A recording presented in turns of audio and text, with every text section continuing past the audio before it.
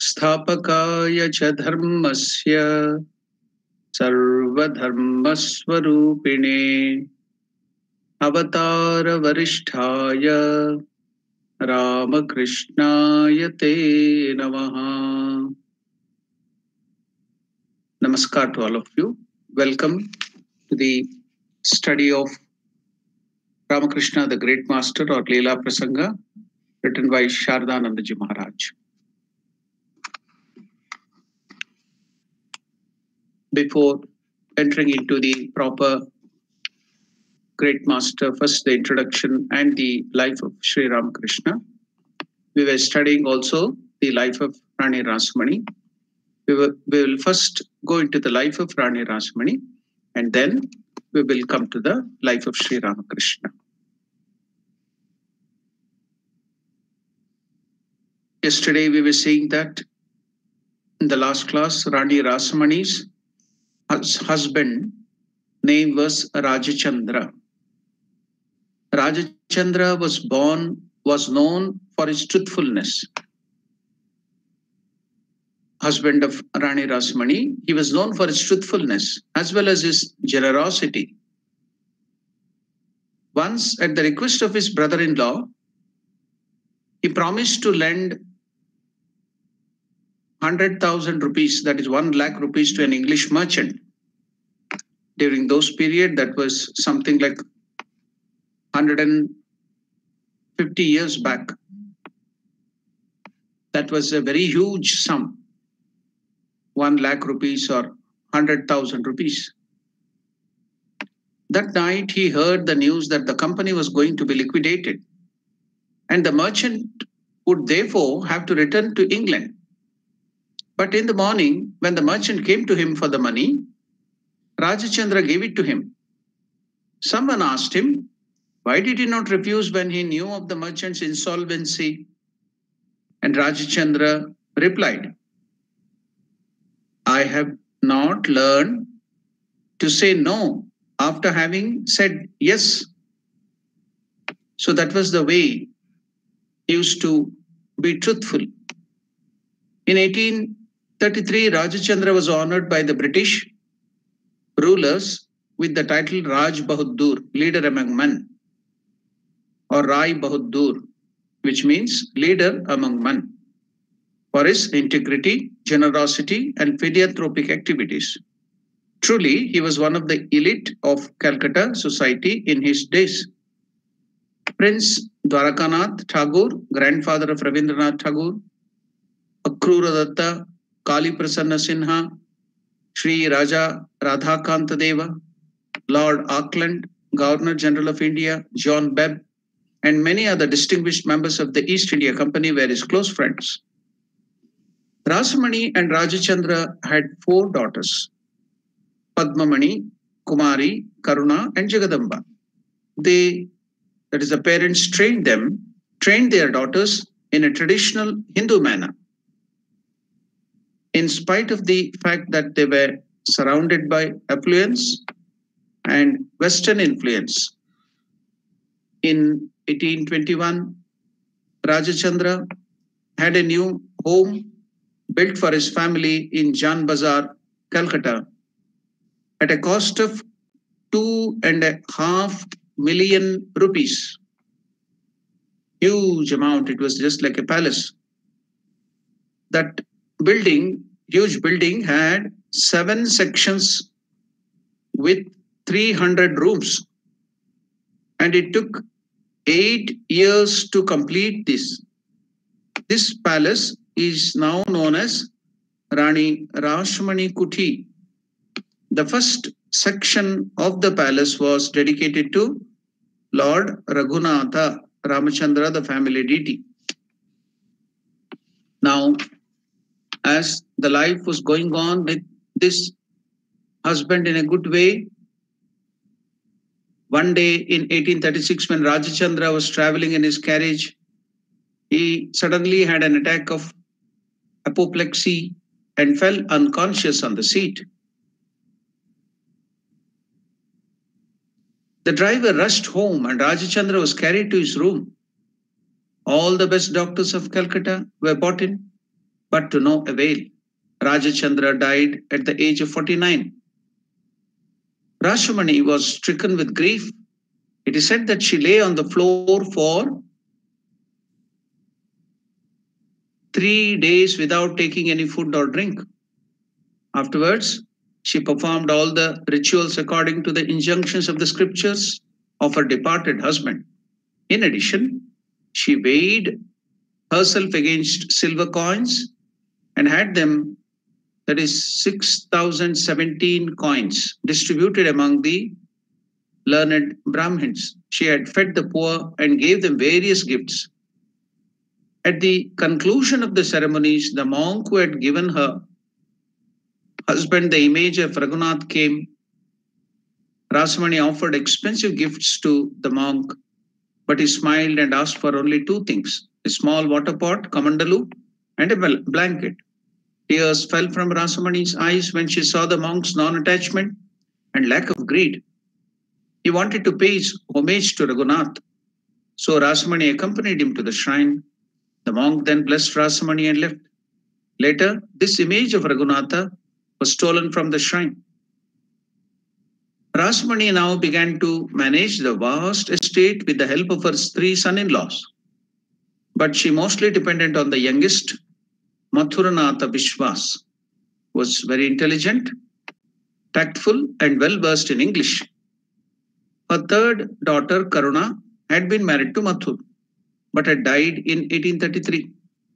Rasamani then asked him to marry her fourth daughter, Jagadamba Dasi. One day, Prince Dwarakanath Thakur came to Rasamani and said, "It would be nice if you could engage an efficient manager to look after your vast estate." Rasamani was too shy to speak directly to her husband's friend, so she sat behind a curtain and gave her replies through Mathur.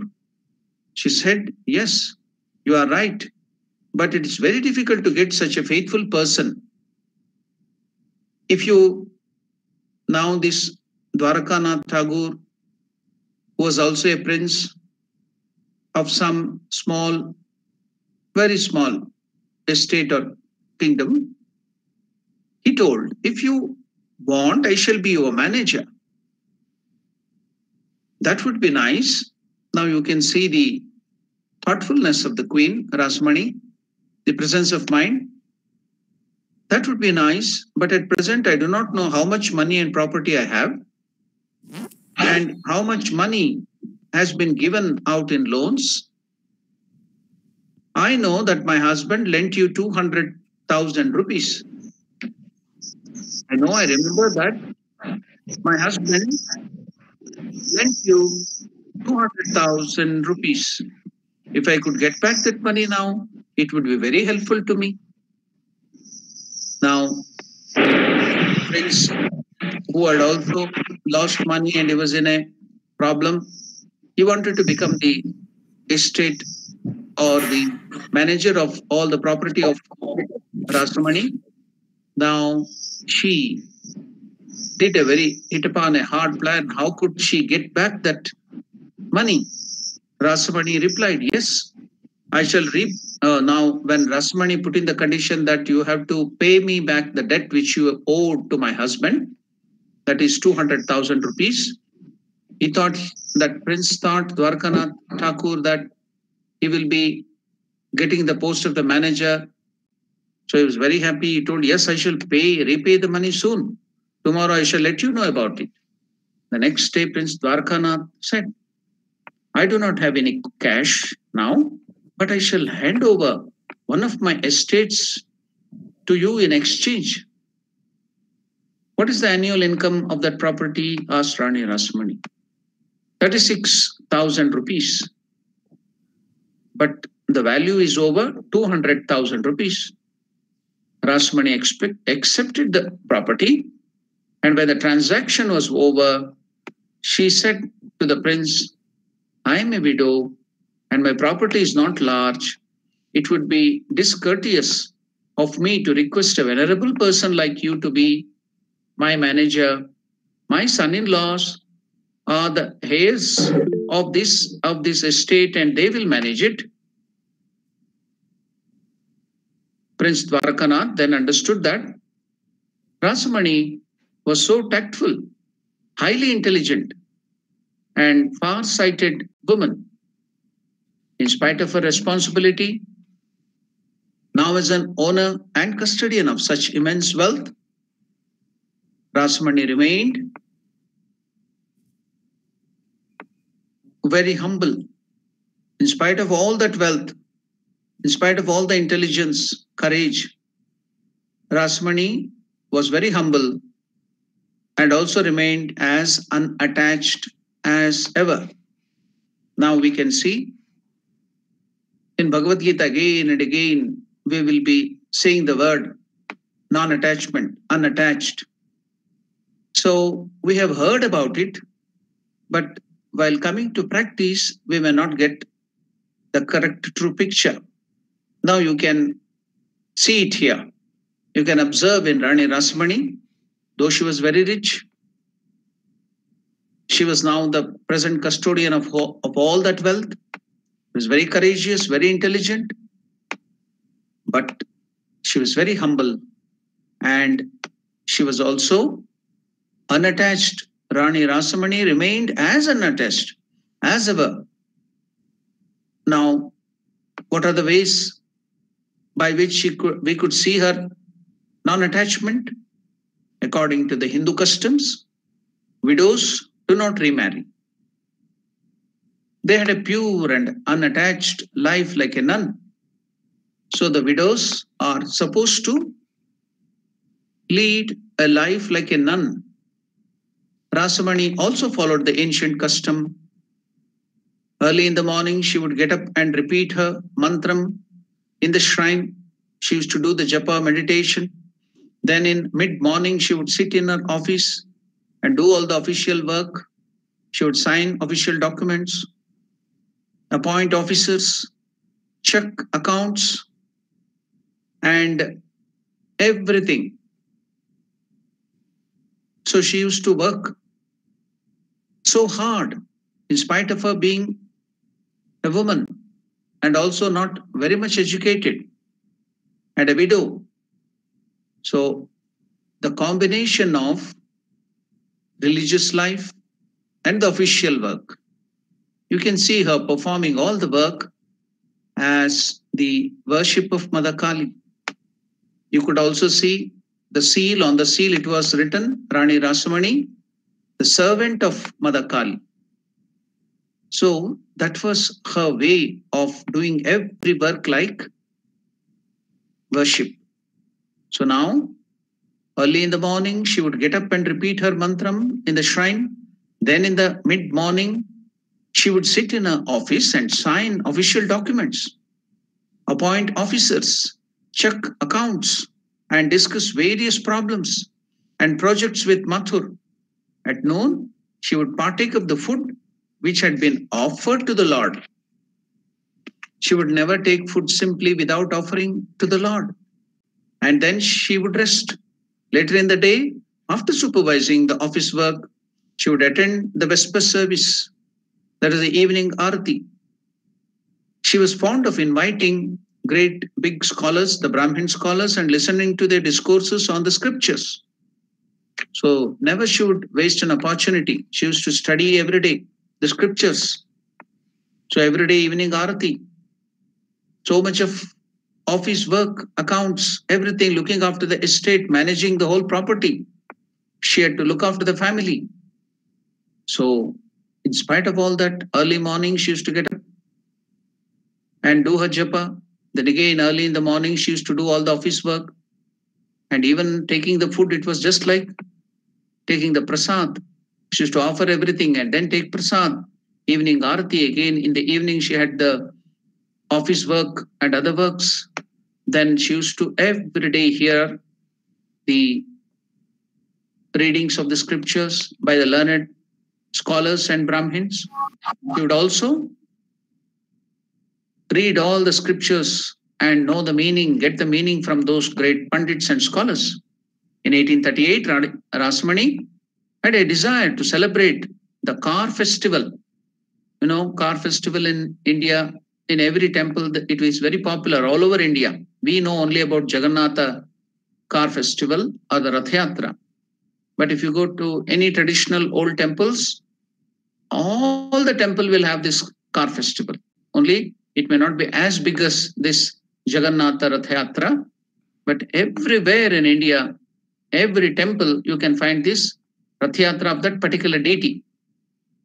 Now, in 1838, Rasamani had a desire to celebrate the Car festival of the Lord and asked Mathur to order a silver chariot for that purpose. In this festival, the image of Lord is placed in a chariot which is pulled by the devotees.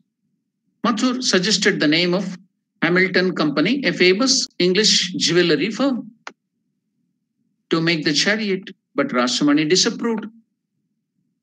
Why did she disapprove that British company? She advised him to make it done by local silversmiths so that their talents could get an opportunity. People from the country should be benefited. The foreign company can get the money and also the work, but what about the Indian company? They were losing everything. So her concern was always serving her own people and also Indians and also the poor. So you can see her concern for the poor, concern for the people of India.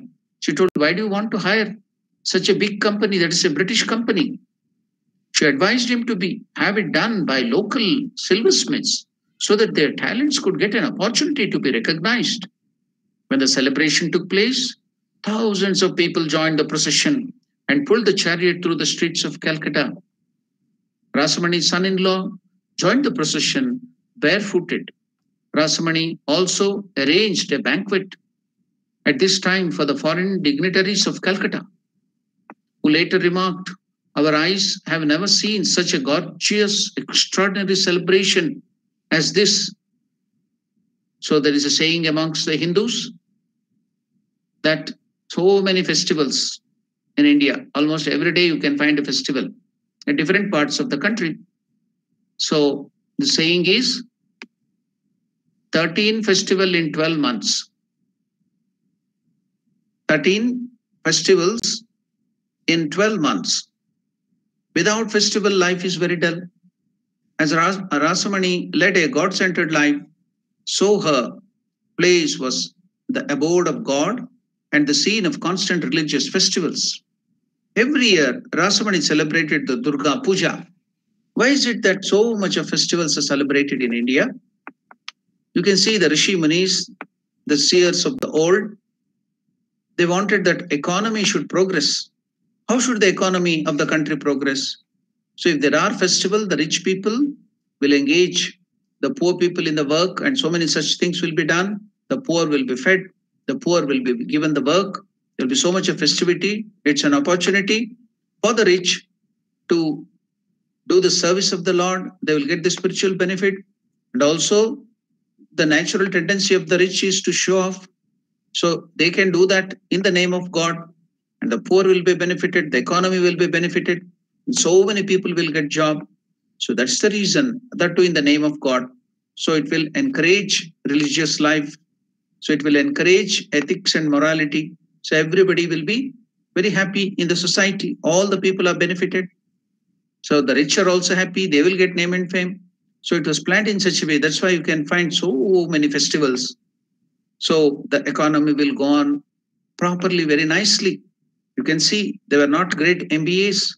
They're not great economists of the present day, but they knew real economy, how to improve economy. So that's how the rishis and munis have planned so many festivals.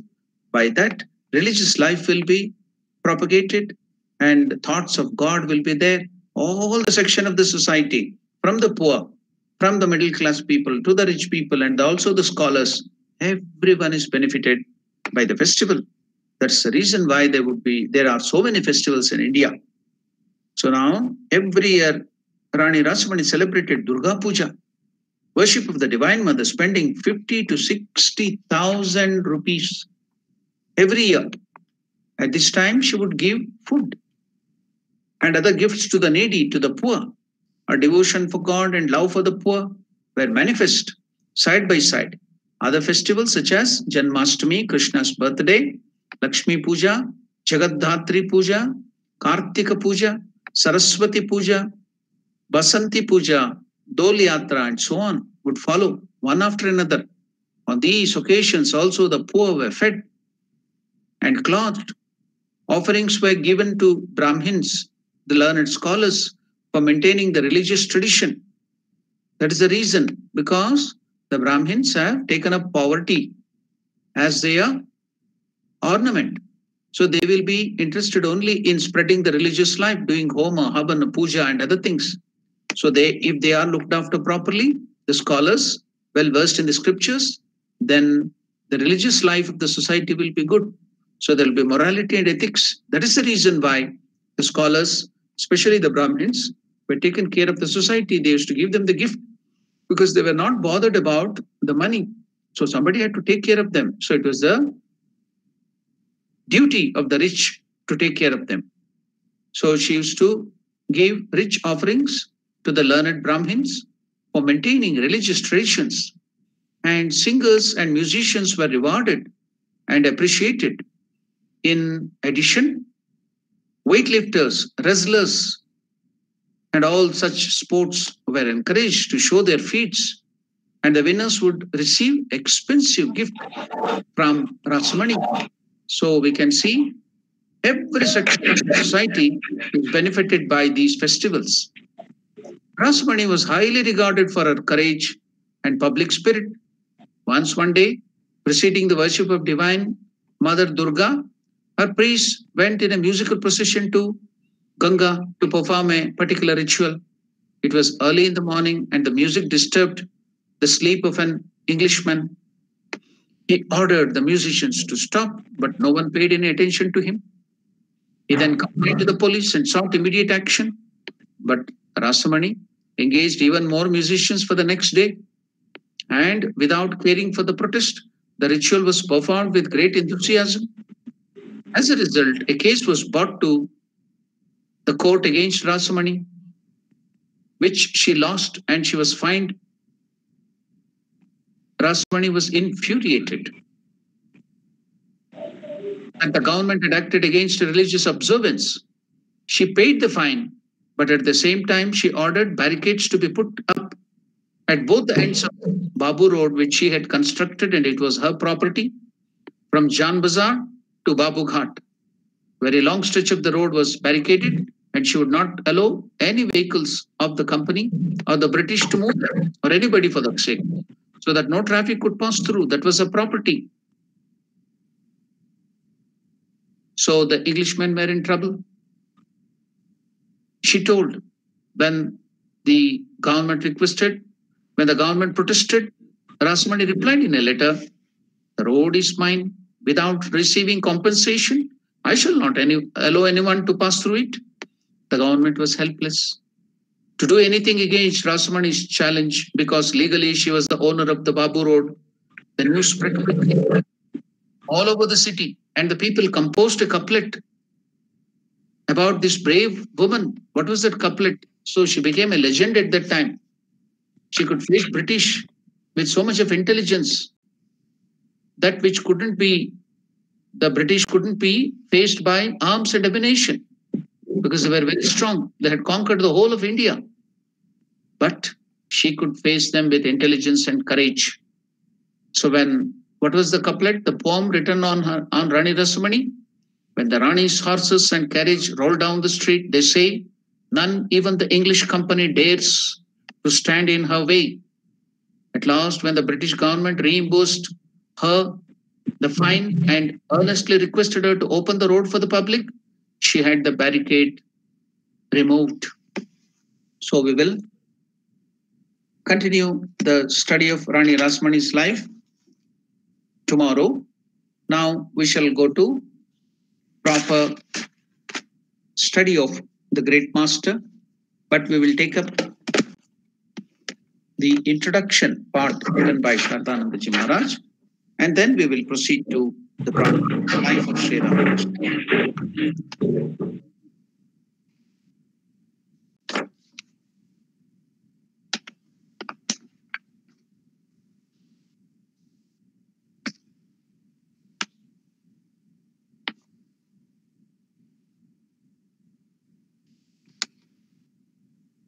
In the introduction for this new chapter, that is the divine incarnation as sadhaka, the incarnation as a spiritual aspirant, that is called as divine incarnation as a sadhaka.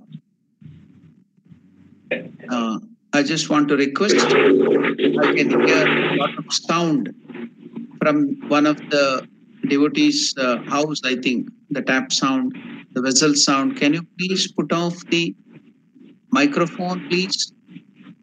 Somebody's mic is disturbing the class. I'm hearing so much of sound. I request that particular devotee to put off the mic.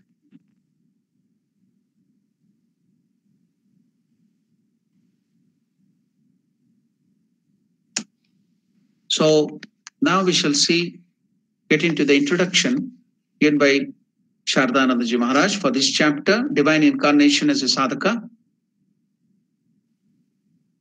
Yesterday we had gone up to some extent where Shardanandaji Maharaj was telling about Ramakrishna's way of teaching, different kind of aspirants in a different way. It was not the same teaching to everyone. When he used to teach the would-be world-famous Swami Vivekananda, who would come to him as a small boy, he would teach him the Advaitic way, monoistic philosophy to see God in everything and everywhere. But on the contrary, when he used to teach Swami Brahmananda and other devotees who were inclined towards personal God, he would not disturb their bhava, he would not disturb their way of thinking of God, and he would instruct them in that particular way. So likewise, Ramakrishna was teaching different kind of aspirants who used to come to him in that particular way.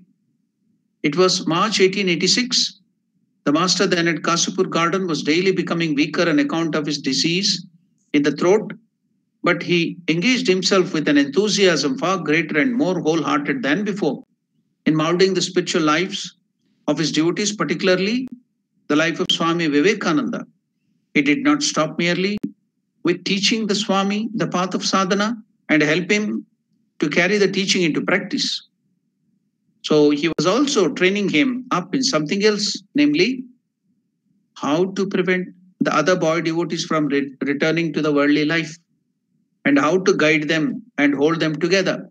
So he's training him in leadership. So many of us want to know how to become leaders. So everyone will be asking, please talk Swamiji on leadership qualities, how to become good leaders. So now here you can see, I'm again and again telling about so many great qualities of Ramakrishna. So he was an expert, he was master in personality development, and now you can see he's a master adept in training leaders. Now he's training Swami Vivekananda to become the future leader of the whole organization and lead. And how is he? We can see it. He was training up the then Swami Vivekananda, who was Narendra. What was he training? Something else, namely how to prevent the other boys, devotees from returning to the worldly life and how to guide them and hold them together. Every evening after dusk, he would ask all others to move away, call the Swami to himself and teach him all these for 2 or 3 hours continuously. We do not know of this aspect at all, how he used to train Swami Vivekananda, how to guide the organization. So Ramakrishna organization, the mission and the Mutt, we think that it was built by Swami Vivekananda and other direct disciples. But in reality, everything, the blueprint and what is to be done, how is to be done, how should you run, what will be the difficulty which would arise when the organization is being run, how to handle all the different types of various varieties of human beings.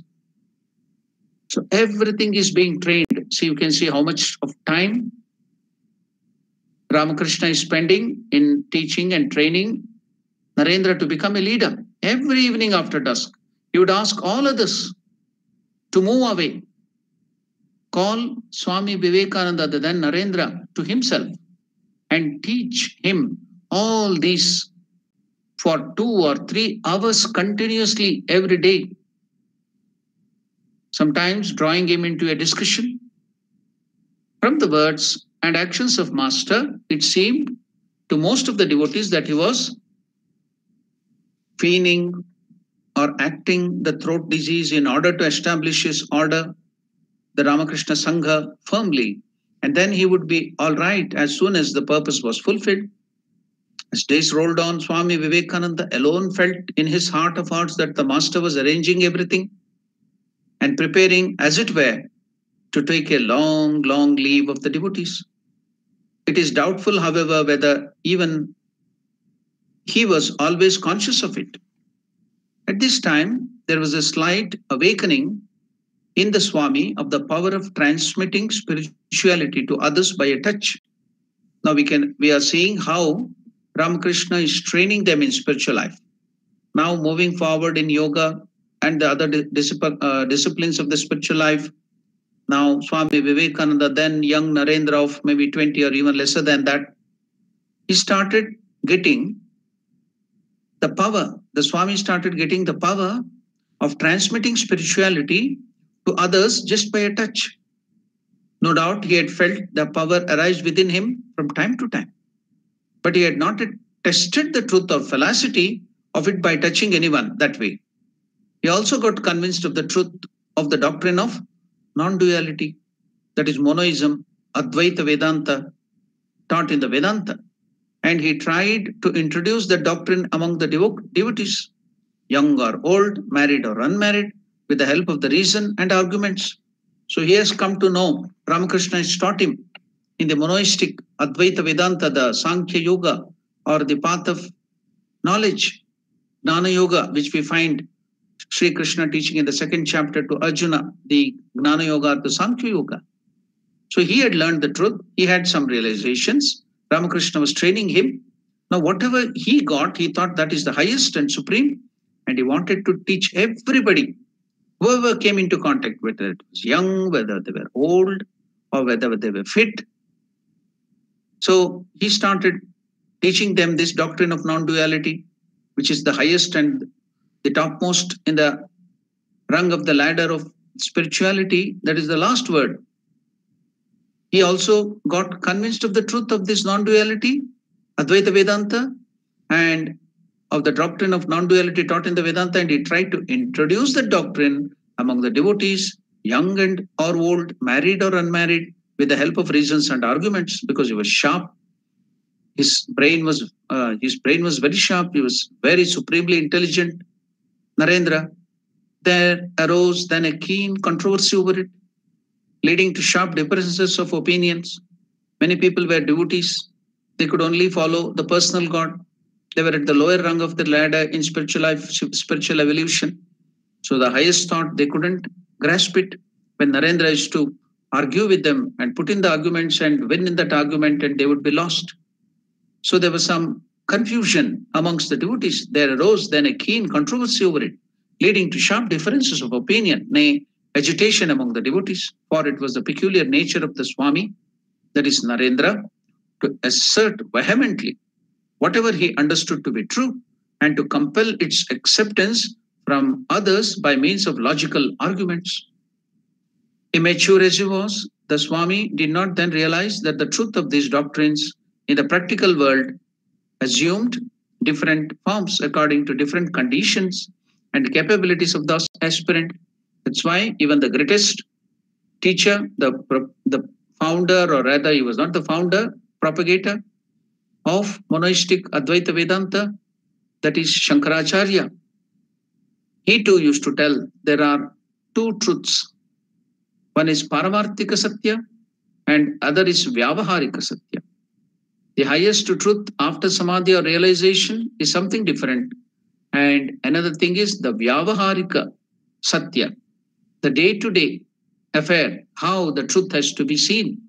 So he himself has divided that two as Paramarthika and Vyavaharika. In truth too, he has divided in that way.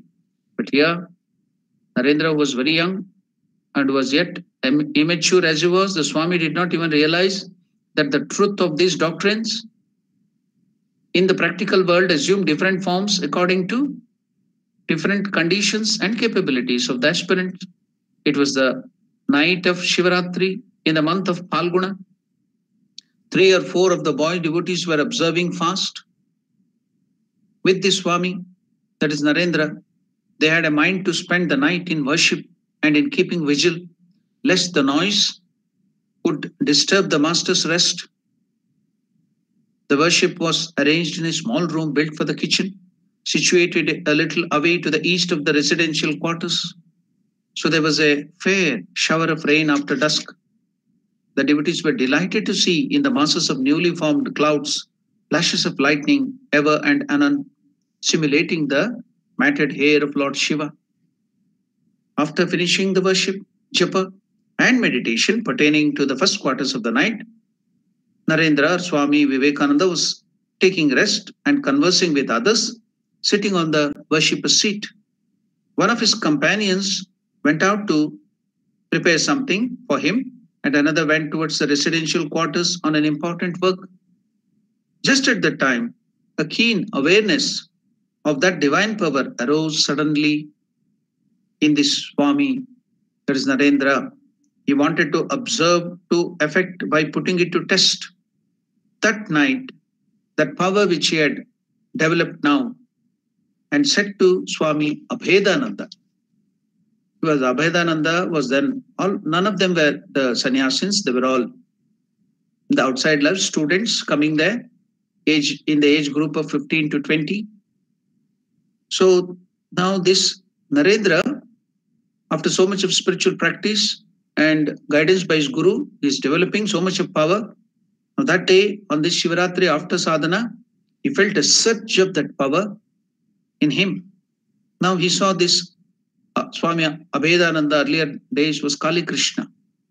So that Swami Abhedananda, there the young, very young, maybe he was 16 or 17, was sitting in front of him.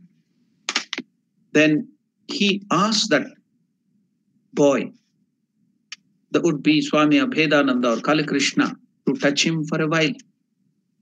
In the meantime, the boy who had gone to prepare something to Narendra entered the room and saw the Swami sitting, that is Swami Vivekananda sitting in motionless meditation, deep meditation.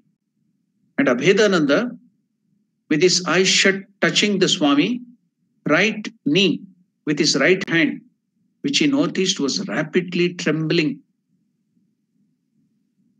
So when Narendra was sitting in deep meditation and this Kali Krishna, the future Swami Abhedananda, very young then, he was touching his knees in the right hand. And Swami Vivekananda was in deep meditation. The hands of Abhedananda were trembling due to some surge of power from the body of Narendra. So this person who had gone out to fetch something to Narendra could notice this. The hand of Abhedananda was rapidly trembling. A minute or two elapsed thus, when Swami Vivekananda opened his eyes and said, "That is enough for today. How do you feel?" He asked that boy, the future Abhedananda, Kali Krishna, "How do you feel?"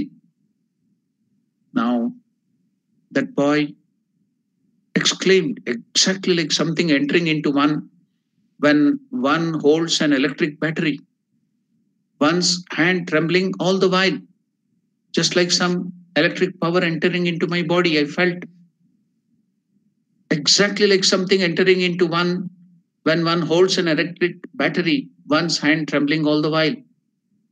The other person said to Abhedananda, "Was your hand trembling of itself when you touched Naren?" Then that boy, that Kali Krishna or Abhedananda said, "Yes, I could not keep it steady. Though I tried so much to keep the hand steady, it was violently shaking, trembling." There was then no more talk about it.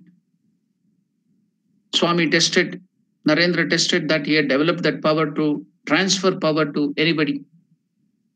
Now, there was no more talk about that.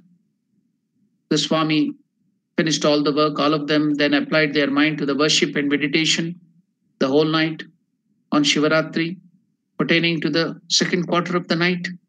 That is, the second quarter means the Dvitiya Prahara. The whole of Shivaratri, every day, the night is divided into 4 praharas of 3 hours. From 6 to 9 is the first prahara, Pratama Prahara. Then the second quarter of the night is from 9 to 12. Then 12 to 3, 3 to morning 6. So the whole night is divided into these praharas, the quarters. So the 4 quarters of the night. So on all those 4 quarters, different aspect of Shiva will be worshipped and puja will be done. Everything will be done. The Havan, the puja, everything of that Lord Shiva's aspect will be worshipped. So it's called Prahara of the Shivaratri. So it was now the second quarter of the night. We had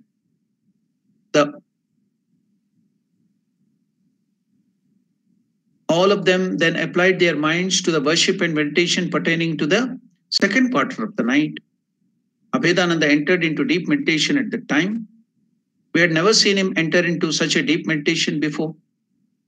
Earlier, this boy, Kali Krishna or future Abhedananda, Saradanandaji is telling that they had never seen him going to meditation so deeply earlier. Only Narendra was adept in meditation. Dhyana Siddha was adept in meditation. They had never seen Kali Krishna or Abhedananda would be so deep in meditation. But today, after the transfer of power by Narendra, by the touch, they could see, they could notice Abhedananda entered into deep meditation at that time. We had never seen him enter into such a deep meditation before. The whole of his body became stiff, with his neck and head slightly bent, and the consciousness of the outer world appeared to have completely disappeared from him for some time. Everyone present thought that he had such a meditation as a result of having touched Swami Vivekananda a little while before. The Swami also noticed that state of his and indicated to a companion by a sign. Watch, see how deep meditation he has got into, because he has done the transfer of the power.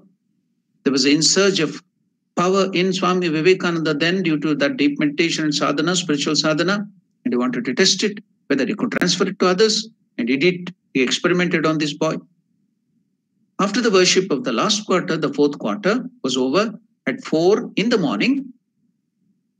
Swami Ramakrishnananda, Shishibhushana Chakravarti, then later on in the sannyasa days, he was called Swami Ramakrishnananda. Earlier he was called Shishibhushan Chakravarti.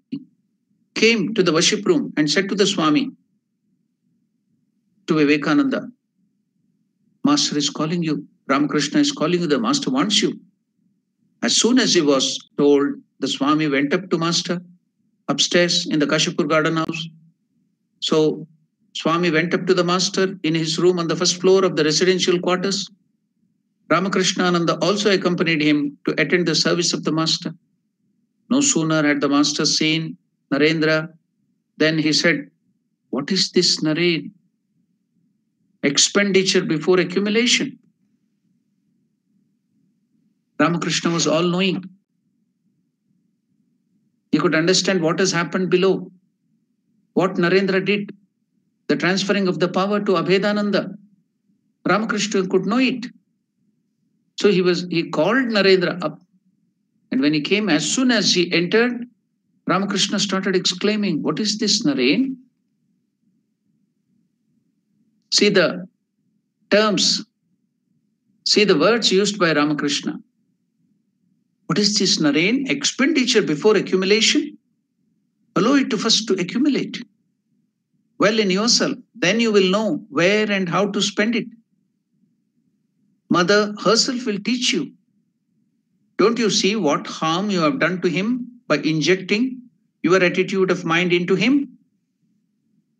Ramakrishna warned him, what do you know what you have done? What the harm you have done? You have injected your attitude, your thought. You have gone too forward in spiritual life to monoism. You are at a very high state. And now you have injected that state, though Abhedananda or Kali Krishna was not ready for it. He was at a different state of evolution. And now you have injected your attitude, your thought, or your power to him. Why are you in a hurry to spend the power before accumulating? Allow it to first accumulate well in yourself. Then you will know where and how to spend it. Mother herself will teach you. Don't you see what harm you have done to him by injecting your attitude of mind into him? He has been progressing till now with a particular mental attitude, the whole of which has now been destroyed. Like a miscarriage. It has been destroyed like a miscarriage during the 6 months of pregnancy. What's done is done. Don't act so thoughtlessly from now on. The boy, however, is lucky. Abhedananda or Kali Krishna is, however, lucky. The Swami said afterwards, I became completely flabbergasted. The master had come to know whatever we did at the night of the worship. What else could I do but remain silent when he scolded me like that? As a result of this, not only the spiritual attitude of Abhedananda completely destroyed, but the new attitude of non-dualism, being difficult to grasp and assimilate quickly, was also misunderstood. And in the name of non-dualism, he would behave like an atheist, sometimes acting contrary to spiritual injunctions. Although the master from then on taught him the truth of non-duality and affectionately pointed out to the mistakes he was committing in the day-to-day acts of his life. It was long after the passing away of the master that Abhedananda, guided by that attitude, could rightly adjust his daily actions to that ideal.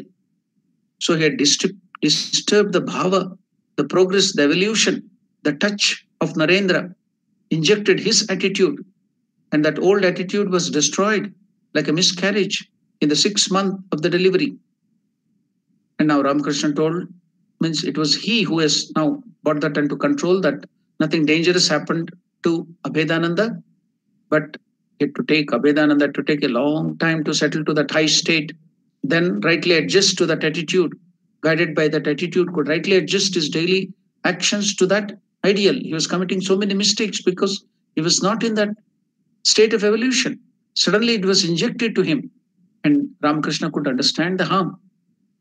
He was lucky that nothing great harm has been done. So that means Ramakrishna had set right the thing. But we can see in future that attitude and that action, it may be the reason or may not be the reason we see Swami Abhedananda forming a new organization of his own. He left the order then itself and he started his own Ramakrishna movement. Even now it is a separate event there. So we could see the dangers by doing all these things properly, not guided by the Guru. So Guru had to guide him properly. So that's why you can see what is the need of the Guru. Everybody can take up spiritual practices and follow the scriptures and do. But if you're not guided properly by the Guru, you can see what are the harm which can happen. So many, not only the person who is progressing spiritual life, the harm can happen to him, and also the people who are guided by that person. So that is the necessity of the Guru, how the Guru will be guiding us in every step of our life, spiritual life, and every part of our life. He will be protecting us and he will be guiding us. So now Guru Purnima is fast approaching, and you can see how the need of the Guru. We do not know what are the mistakes we are committing, where are the pitfalls, what are the dangers in spiritual life. And we will not be putting ourselves only into trouble, but we will also troubling others. So this is the place where Guru will come and act and help us, protect other people too, so that there will be no harm, greater harm. So we will stop this introduction to the divine incarnation as a sadhaka, and we will take up the life again. So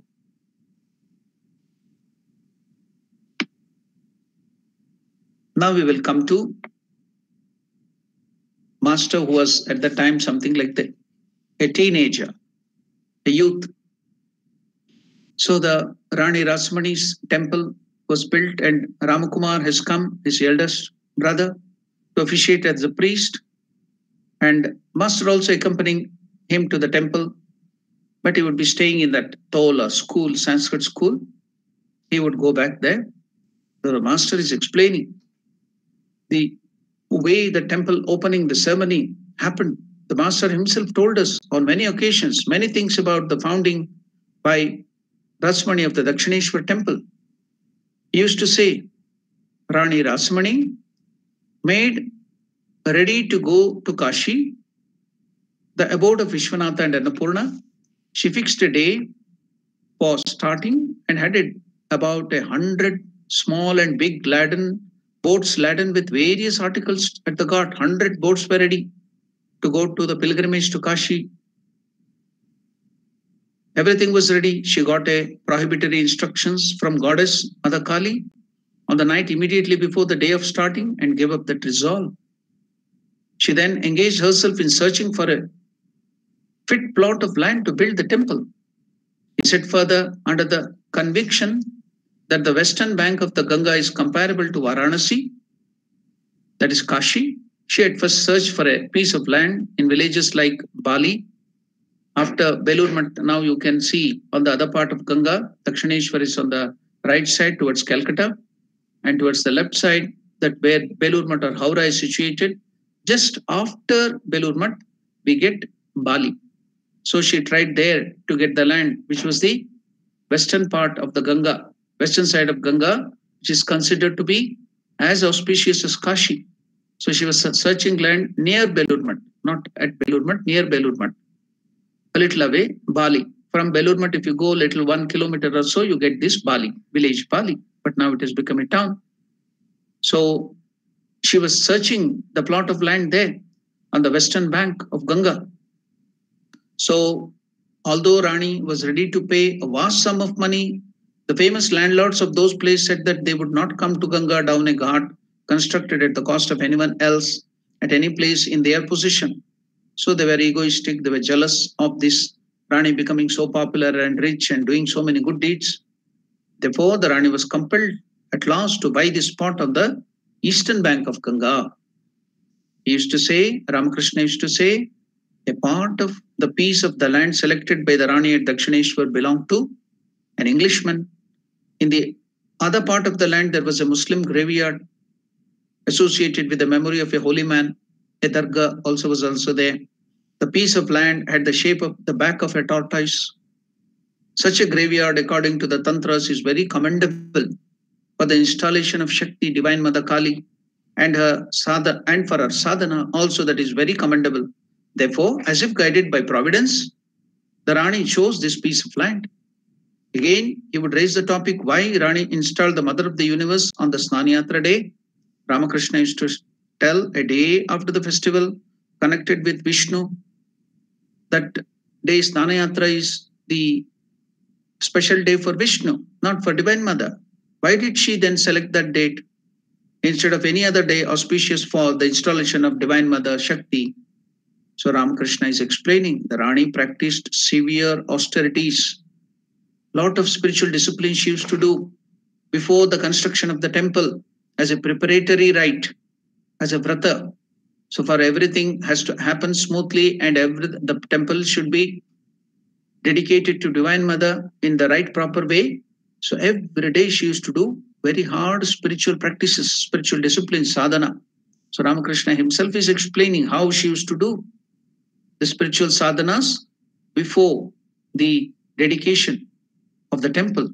The Rani practiced severe austerities according to the scriptures from the day on which the making of the image began. She bathed 3 times a day, not just for cleansing, but for the religious purpose, to do sadhana, to do spiritual practices, to keep her mind fresh and body fresh. So she used to take bath 3 times a day. She bathed 3 times a day, took very little food. She fasted, so taking very little food all these days before the dedication. So she was doing severe spiritual practices. Ramakrishna is telling she used to take very little food and simple food. And during that period, she would not lie down on the cot, on the bed. She used to lay on the floor and practiced japa, meditation, worship, etc., according to her capacity. After the temple was built and the image made, there was a delay in fixing an auspicious day for the installation owing to the leisurely ways of the people. You know, the building construction people, the contractors and the workers procrastinate so many things everywhere. You can find that in whichever part of the country or whichever part of the globe you go, there's a common problem. So the contractors, building contractors, the engineers and the other workers, they do things leisurely. They're not in a hurry. So owing to the leisurely ways of the people, the installation was being delayed. The temple was not being completed. Time was flying. In the meantime, the image was kept packed. The image is already ready. Now the temple is not ready for the installation. In the meantime, the image was kept packed in a box, lest it should not be damaged. To protect that, they had packed it in a box. But now Ramakrishna is telling, but it suddenly perspired. The image started sweating. Can you imagine Ramakrishna himself telling that? But it suddenly perspired for some reason or other, and Rani got the command in a dream. How could Rani know that the image is perspiring? It was sweating. So she got the command in a dream. How long will you keep me? Mother Kali is telling Rasamani in the dream, commanding her, how long will you keep me confined this way in the box? I feel suffocated. Install me as soon as possible. The Divine Mother Kali gave this command to Rani Rasamani. Ramakrishna is telling the image which was packed up in the box, it suddenly perspired for some reason or the other. And the Rani got the command in a dream. What did Mother Kali tell in the dream to Rasamani? How long will you keep me confined this way? I feel suffocated. Install me as soon as possible. No sooner had she got that commandment, then the Rani became flurried and had the almanac consulted for an auspicious day. But as no such day could be found before the Snana Yatra, she resolved to perform the installation on that day. Because no day for the Divine Mother Shakti, auspicious day for the Shakti or the Divine Mother was found. Never mind, any good day is sufficient. So she chose that Snana Yatra day, which was really meant for auspicious for Vishnu. But the consecration of Divine Mother was done on that day. Besides this, Ramakrishna is telling now, he heard from the Master many other things, including the consecration of the temple in the name of the Rasamani's Guru, so that cooked food might be offered to the goddess. We heard from Hriday two things only. First, Ramkumar gave the scriptural prescription to the Rani about the consecration of the temple. And secondly, that he had recourse to the practice of Dharmapatra. What is this Dharmapatra? Why did he take the recourse to Dharmapatra, Ramkumar? To convince Master, who was a youth at that time. Ramakrishna then, as a youth, Gadadhar, did not agree to Ramkumar's coming and officiating as a priest and doing that work there. So now whatever way he tried to convince Ramakrishna then, a young boy, a youth, a teenager, that adolescent age, you cannot convince them so quickly. So now Ramakrishna was also like that, like any other human being, like any other youth, adolescent youth.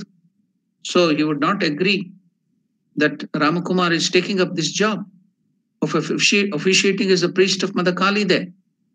So now that's why they take recourse to, none of the scriptural statement would convince Ramakrishna.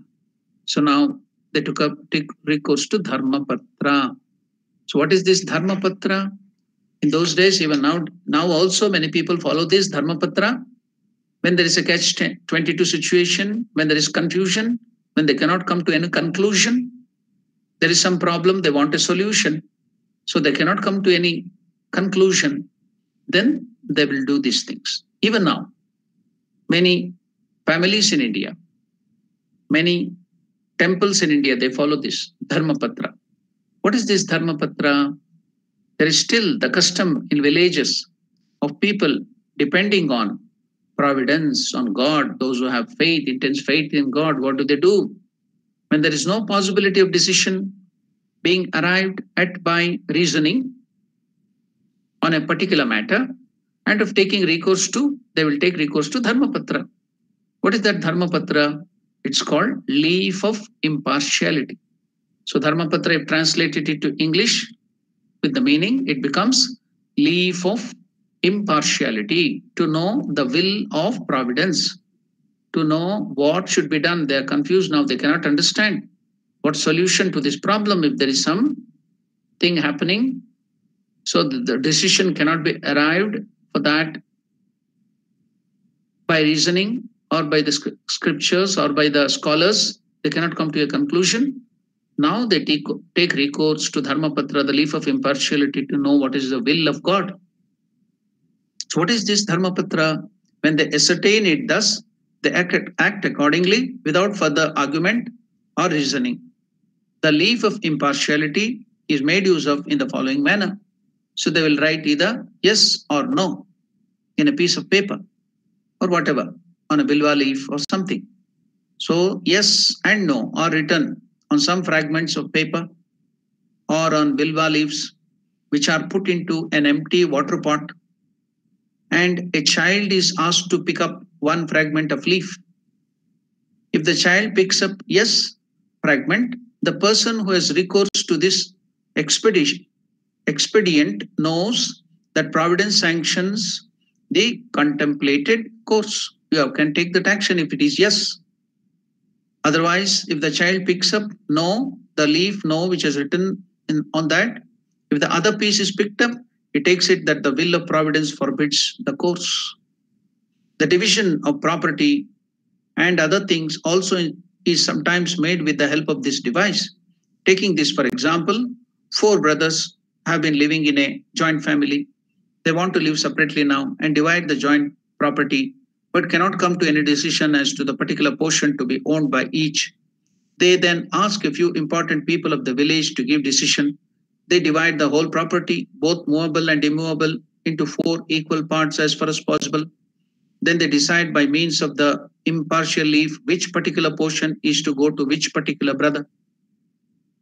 Almost the same practice is followed here also. The names of the owners of the property are written on small pieces of paper. They are folded so that no one can read the names, and then put into the empty water pot. Each portion of the property divided into 4 parts is marked A, B, etc. And small pieces of paper similarly marked are placed as before in another pot. 2 children are then called, and one of them is asked to pick up one piece from one pot and the other child to pick up one from the other. The fragments of paper are then read, and each brother is to accept the portion corresponding to his name as the will of providence or God. So that is the way by which Dharmapatra is used. Now there is confusion whether here Ramakumar has to take up, officiate as a priest or not. So now he couldn't convince Gadadhar. Gadadhar was not happy with that decision. So now to convince Ramakrishna that this is the will of the Lord, so the Dharmapatra was taken to recourse.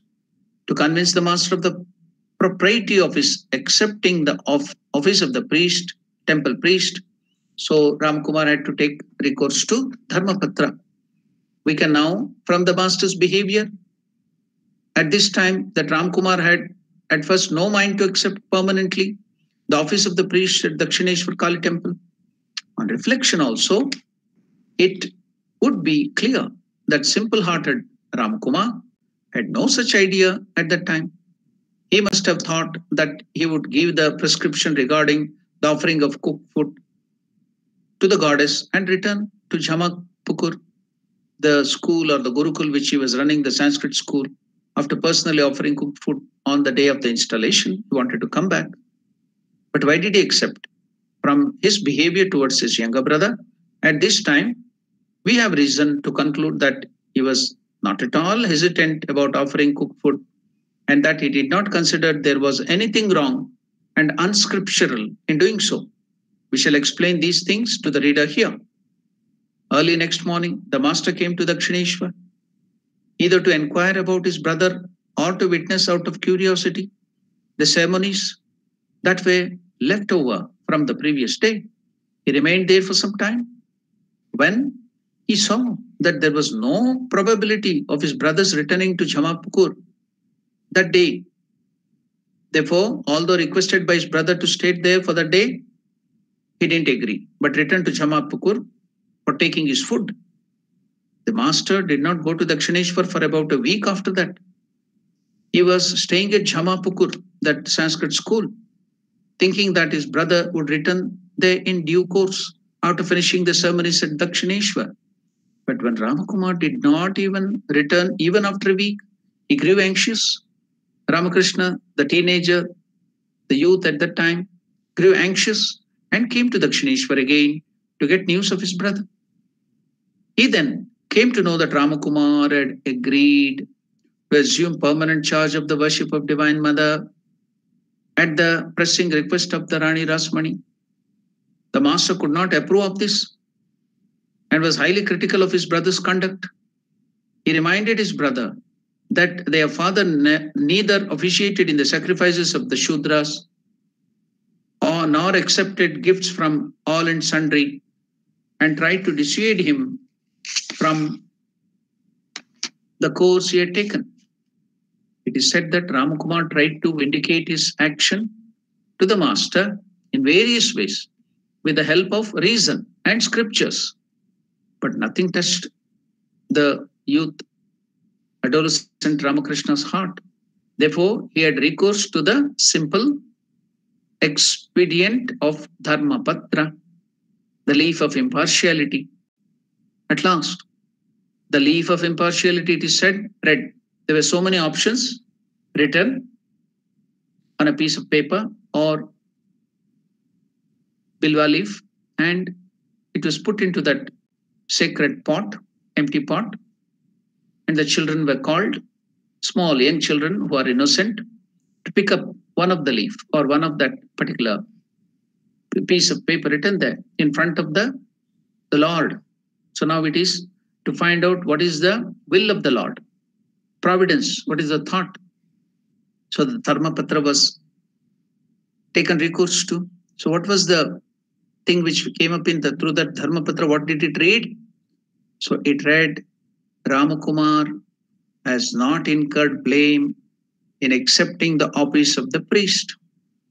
So the leaf read, when that Dharmapatra was taken recourse to, so what was the will of the providence? What did it read? There were so many options written and put into that pot, empty pot, and in front of the Lord by a small child when that was being made to lift. So the child took up one option and that read, Ramakumar has not incurred blame in accepting the office of the priest. And what was the next line also in that paper? It will prove beneficial to all. Ramakumar has not incurred blame in accepting the office of the priest. It will prove beneficial to all. When many people come to me and ask me, what shall we do, Swamiji? We are confused. This is the thing, we have to take decisions. Then I also ask them to do this. Go, pray to Mother Sharda Devi intensely. Do some vrata, do some japa meditation. Put some 4 or 5 options what you want into a vessel or something. Place it before the God. Pray intensely. Then closing the eyes, take up something. One option. Read it. So that is the command of the Lord. Many people, so it should be done sincerely with faith. Many people get the answer from the Lord. Many people do that even now. So what was that came to Ramakumar? Ramakumar has not incurred blame in accepting the office of the priest. It will prove beneficial to all. Although the master now became free from anxiety regarding his brother's decision, after this command from the God itself, another thought occupied his mind. He thought over what he was to do now. His brother has accepted, and now the Sanskrit school will be closed. Now he has left his mother there in Kamarpukur and come to Jhamapukur here in Calcutta to help his brother. But his brother no more is running that school. He has given up that, and he has taken up the charge as the chief priest of that Mother Kali in Dakshineshwar. Now Ramakrishna didn't know what he was to do now, that the Chatushpati was abolished, that Sanskrit school was gone. The master remained absorbed in that thought and did not return to Chamarpukur that day. But he could not be made to agree to take prasad in the temple in spite of Ramkumar's loving persuasion. Ram Kumar said, it is a temple and the food is cooked with the water of Ganga. Besides, it has been offered to the master of the mother of the universe. It has been offered, the food is offered to the mother of the universe. It will not be reprehensible for you to take it. But these words did not appeal to master. So Ram Kumar said, okay, if that is the case, then take uncooked food provision from the temple store, cook them with your own hands on the sands of Ganga, under the Panchavati, and have your meal. So the spiritual sadhakas, especially the Brahmanas, who have taken to the high spiritual life, so they have to be very careful with the food they eat. The food given by any person, prepared by any person. So the person who handles that food, his energy or his character, that strength in the form of negativity or positivity, the person who handles it, who cooks it, that thought or that energy will come to that food. Any person constantly eating that food, so will also start getting that quality of the person who is cooking. If it is negative, you will start getting negative qualities, negative thoughts. If it is positive, good, and good things will come. That's why in those days, either people of good character would be allowed to cook, mostly the Brahmanas, the scholars, great people there would take up that cooking job. Then only these people, the spiritual aspirants, would take food, because that would not trouble them. But if the person who would be cooking was of not good character, or negative thoughts would be there, or from other tendencies, then that tendency will be coming to that person who eats it. So this is only when you're going forward in spiritual life, when you are gone to a very high level, all this starts working at a very high level of yoga, when you progress. So if you are not into spiritual life, these things need not be practiced. But even then, to ward off that ill effects of the touch or the influence of that person who is cooking, that's the reason why we offer to the Lord before taking food. When you offer it, telling the mantram Brahmarpanam, which has been introduced by none other than Swami Vivekananda, that before taking any food, you have to offer it to God mentally. Then you can chant that Brahmarpanam, one of the shlokas, verses from Bhagavad Gita. That is the 24th verse of the 4th chapter in Bhagavad Gita. Brahmarpanam Brahma Havihi Brahmagnau Brahmana Hutam Brahmaiva Tena Gantavyam Brahmakarma Samadhina Harihi Om Tat Sat. So the whole process of food, even the ordinary process of taking the food, is transformed through this verse as a yagna, as a havan, as if the fire of digestion in our stomach is the fire of the havan. The food we are taking becomes the offering to the Lord, who is present in everybody as the fire of digestion. So we offer that food just like havan in the homa or havan or yagna. We offer ghee and other things into the fire as oblation. Likewise, this food, eating of food, is not an ordinary thing just for making fun and frolicking and just for enjoyment or taste of the taste buds, but it will be considered as a yagna or a havan, and it will be offered to the Lord in the form of the fire, the digestive fire in your stomach. So it is transformed. So then the ill effect of the food, when you offer it to the Lord with this thought, so that thought process or that offering done will neutralize or negate the ill effects which are there in the food. That's why we offer it mentally. We repeat the mantra also if you want, loudly or mentally, and you can take the food. Then when you offer it to the Lord, your Ishtadevata, then the ill effect will be taken away. But some people who are progressing in spiritual life, when they have some these progress, like different visions and different progress from step to step, that will be hampered when you take some food. So at the higher level of yoga, they will be asked not to take cooked food from others, but they will be asked to cook food themselves, or some offered food, or offered to the God. That only food will be taken. That's why the yogis who are into serious spiritual practices, they cook their own food. Now Ramakrishna, as a Brahmana, whatever the tradition was, he was following that implicitly. Now you can see here Shardanandaji Maharaj, though he is Avatar Purusha, Ramakrishna, great soul, he has come here. Now he has not yet realized the higher truths. He has taken up all the weaknesses and all the limitations of human being at that time. And from here, he progresses gradually. After getting the realization, then he transforms. Oh, so why is that the limitation of the avatar is given here, is recorded, which has not been done in any other avatar's life, though they had it? That was discussed earlier in the introduction. We read it last time. People try to hide those things, limitation, to show the avatars as everything perfect. No, they have taken all the imperfection.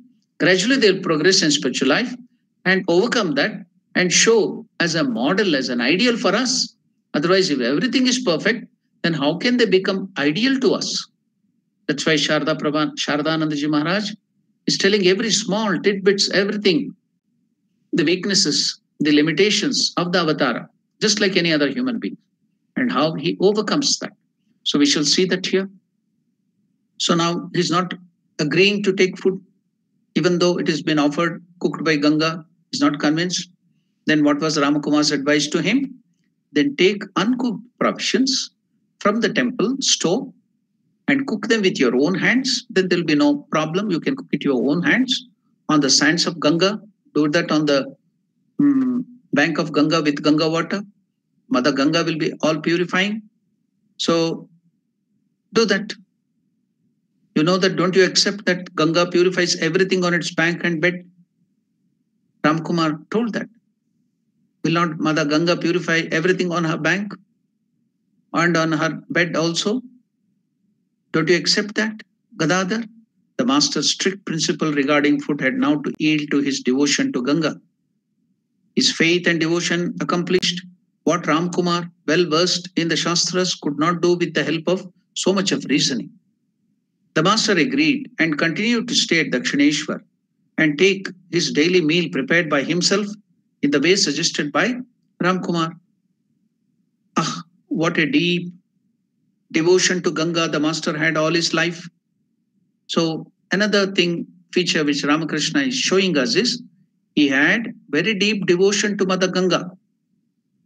The master had all his life. He used to call the water of Ganga Brahmavari. Ramakrishna used to revere and he used to call the mother of the water of Ganga as Brahmavari. Brahma means Parabrahma, the highest Godhead. Parabrahma, Nirakar, Nirguna Parabrahma. The formless and attributeless highest aspect of God. If it takes the form of H2O or water, what is that? That is Ganga. So water in the form of the Parabrahma Swarupa, that is God. That's why I used to call it as Brahmavari. So I will tell you a story which is not there. I read it or I got it from some very special scripture, some Purana. I got it from another person. I'm going to tell you that beautiful story which can enhance our faith in Mother Ganga. So Ramakrishna had very deep faith in Ganga. Master had all his life deep devotion to Mother Ganga. He used to call the water of the Ganga Brahmavari, that is Brahman in the form of water. He used to call the dust of Vrindavan, the mud of Vrindavan, as if Parabrahma, the highest Nirakara Nirguna, or the formless, attributeless, highest God, if it takes the form of mud or dust, it is Vrindavana Charana Raja, the Vrindavana foot dust of Lord Krishna in Vrindavan. And if what he used to call the Anna Brahma in the form of Anna food, that is Jagannatha Anna Prasada, used to call Parabrahma Swarupa. These were the three things Ramakrishna used to revere very much and respected it.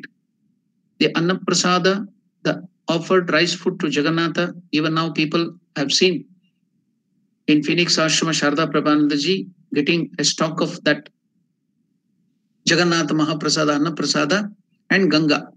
And when the food is cooked in large quantity to the devotees, and especially every week we have feeding poor people. So that in that food, many times when I go Sharda Prabhanji will give me that Anna Prasad and Ganga to be put into that vessel of rice or whatever we do there, whatever food is prepared, dal and other things, they will. I've seen him putting there. So that tradition is still continuing. You can at least dried rice, the cooked rice offered there, and that can be bought and kept for many years in the house. Every day morning, people take it. Ramakrishna also used to take it. He used to give it to the devotees. So that Annaprasada is taken. Now, Ganga Vari is also very pure. He used to call that water of Ganga Brahmavari, that is Brahman in the form of water. He said, any person, Ramakrishna used to tell, any person living on either bank of the Ganga has his heart changed into one like that of God's. Anybody living on the bank, either side of bank of Ganga, will have his heart changed, transformed into like that of God's, and virtues manifest therein of themselves. Without your special effort, the virtues will develop if you are living on the bank of Ganga.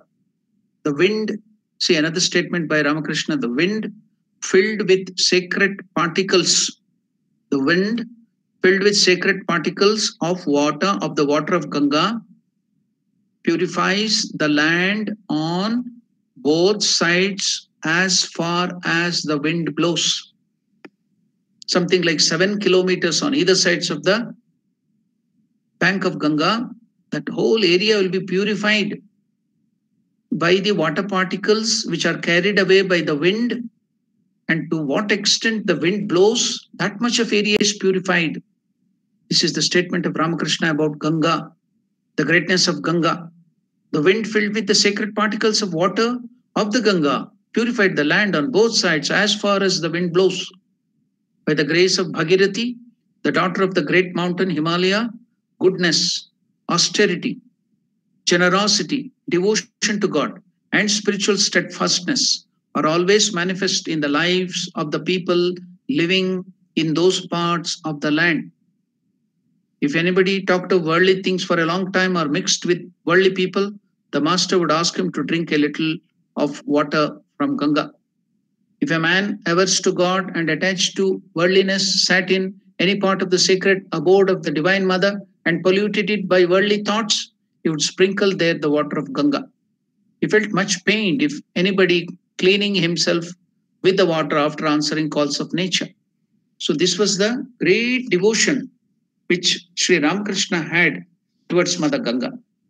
Now let us make a study into what is the speciality of Mother Ganga. From my childhood, I too have seen our parents in the house. There will be always a vessel of Ganga. So when people who are about to die or something, they used to pour that water, they will get liberation to their mouth. And also they used to keep it in the shrine so that it will be purifying. So whoever goes towards the North India, especially the bank of Ganga, they used to bring that Ganga water and place it in the shrine. We have seen that from our childhood. It's there, practice is there even now. Ganga is revered. But we used to have our own doubts. How can just some water can be revered so much? And also we have read the story of Mother Ganga. So she was cursed by Brahma to go down to earth and marry Shantanu, the king there. And Bhishma was the son. And she had the Vasus coming as her son. She used to drown those. All those story we read in the Mahabharata. So she's like any other ordinary woman doing all the mistakes just like ordinary human beings. So I couldn't get any respect. So deep respect. Yes, people are doing and Ramakrishna is telling we have to do, we have to do. But my respect towards Mother Ganga increased 1,000 folds or 100 folds after I read this incident from one of the Puranas. What is that story? I will tell that story and we will end the topic today. What is that story? There was once a dance program of Tandava, Shiva Tandava. Shiva was playing that cosmic dance. It is cosmic dance, Tandava, Shiva Tandava Nritya. So when Shiva was playing that one aspect of Parabrahma Swarupa, the highest godhead, Devadideva Mahadeva was playing that Shiva Tandava. Who was playing the drums, Mridangam? It was Vishnu, Lord Vishnu, another aspect of Parabrahma Swarupa. He was enjoying that cosmic dance of Lord Shiva. He was playing the Mridangam. Brahma was playing on the thala and all had assembled there to see that. So while seeing that beautiful cosmic dance of Lord Shiva, Shiva Tandava Nritya, another aspect of Parabrahma, the highest godhead, Devadeva, Yagneshwara Vishnu, seeing that cosmic dance, so happy, full of joy of that Parabrahma, himself that Lord, seeing another aspect of Parabrahma, the same Lord, dancing, he became so happy, he melted in joy. Vishnu melted, seeing the dance of Lord Shiva, he was so happy, so joyful, he melted out of joy, Ananda, bliss, Samadhi. So he melted to form that water. He became water, seeing the dance. So then Brahma collected that water and kept it in his water pot, that is Kamandalu. And that is a water which Brahma had. And you know that when during that avatar of Vamana, when he came to protect the Devatas and put our Bali Chakravarti into Patala Loka, we know all that Vamana taking the short form. So he took a huge form, Vishnu in that Vamana form, measured the whole of earth with 1 feet. And the whole Antariksha, the whole other universe, external cosmos in another feet. And other than that, he's still there, more than this created universe. Sahasra Shirsha Purushaha Sahasrakshas Sahasrapat Sabhovim Vishvato Vritva Avritva Atyatishtat Dashangulam. After encompassing, after measuring this earth and also the whole of the universe, he was still 3/4 or even more. His big cosmic form was there. We see that in the Purusha Sukta or the Narayana Sukta also. So now, when he took that form, Vishnu took that form of Vamana and he became that cosmic form, Vishwarupa, then Brahma poured this water on the feet of Vishnu in that form, washed that feet. So now people were telling that's the thing why Ganga water is washing the feet of Vishnu. And also it comes from the head of Lord Shiva, so it is pure. But I didn't know this aspect.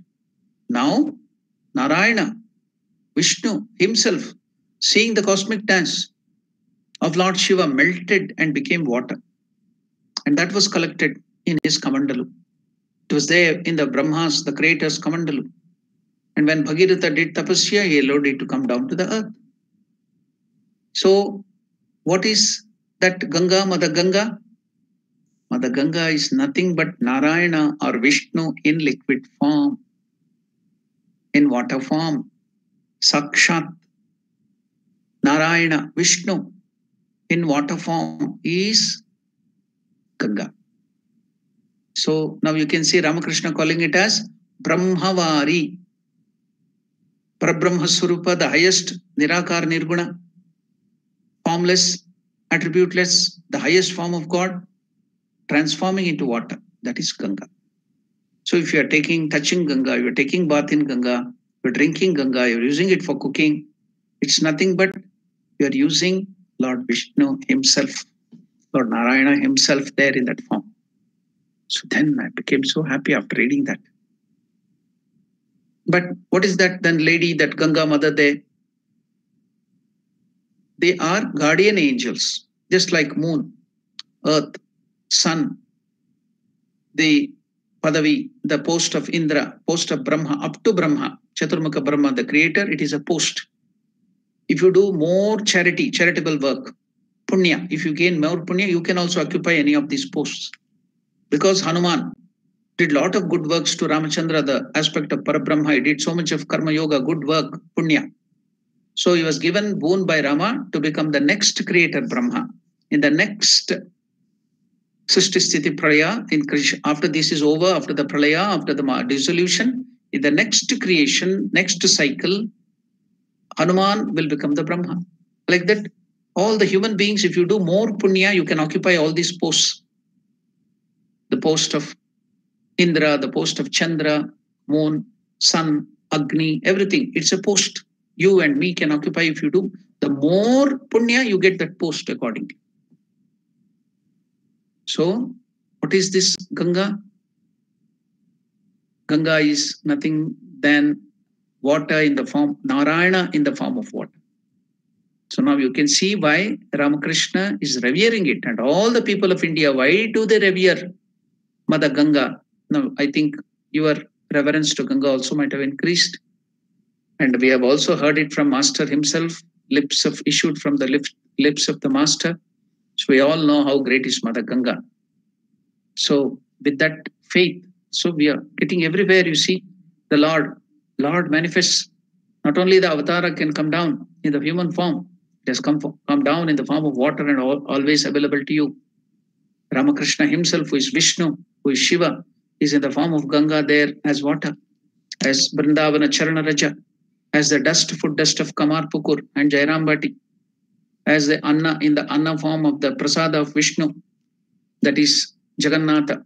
So the Lord has come down to help us take that, get that, raise us to his level, so that we can raise us to his level. So let us make use of these beautiful things which is there. None other religion we can find these things, such beautiful aspects. So let us make use of it and go forward quickly in spiritual life. So we'll stop our conversation. So sometimes can be dedicated for question and doubts. I can give some 5 or 6 minutes or whatever time you want. If you have any questions, if you have any doubts on the thing which we have read. Today we covered some portion of Rani Rasmani's life. Then the introduction to this chapter, how Master was training his disciples. It was in the introduction as a sadhaka, because he now himself is becoming a sadhaka, and how he trained his disciple later on. So that is the introduction there for the spiritual life. And now we are into the proper life. We saw so many things about the temple of the Kali temple, how Ramakrishna himself told how Rani Rasamani used to do a lot of severe austerities before. So whenever we want something, to do something, consecrate something, so if you can also do that, take you from them and do that prata, severe austerities, do more japa, more things, so we can learn it. So it will propel us, will inspire us to more sadhana.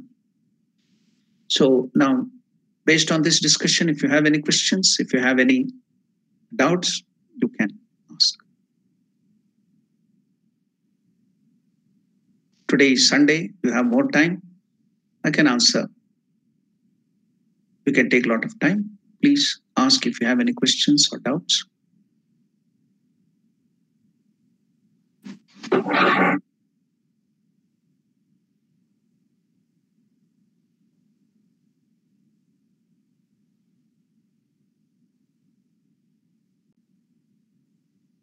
Okay, I think all are immersed in the thought of Ramakrishna's life and the great Rani Rasamani's, the Ashtanayika's life, the attendant of Divine Mother, and also about Ganga. We have heard so many things about Ganga from the sacred mouth of Ramakrishna.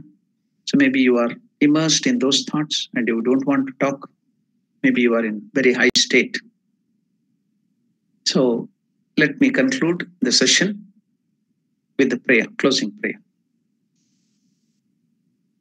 Om Priyatam Pundarikakshaha Sarvayagneshwaro Harihi Tasmin Tushte Jagat Tushtam Prenitam Jagat Harihi Om Sri Ramakrishna Arpanamastu. Namaskar to all of you. So tomorrow morning we have the class again. So then Monday evening we have the significance of puja as usual, the science of worship. We're taking through all the rituals, all the steps in puja and explaining the significance and also the mantras, meaning of the mantras, the mudras. Then Tuesday evening we have the Viveka Chudamani, the Vedantic manual, text of the manual of Vedanta, Prakarana Grantha by Shankaracharya. Then Wednesday we have Bhagavad Gita. Then Thursday, Friday again, early morning we have this great master class. Then Saturday evening we have Bhagavad Gita class. All are welcome to this discussion.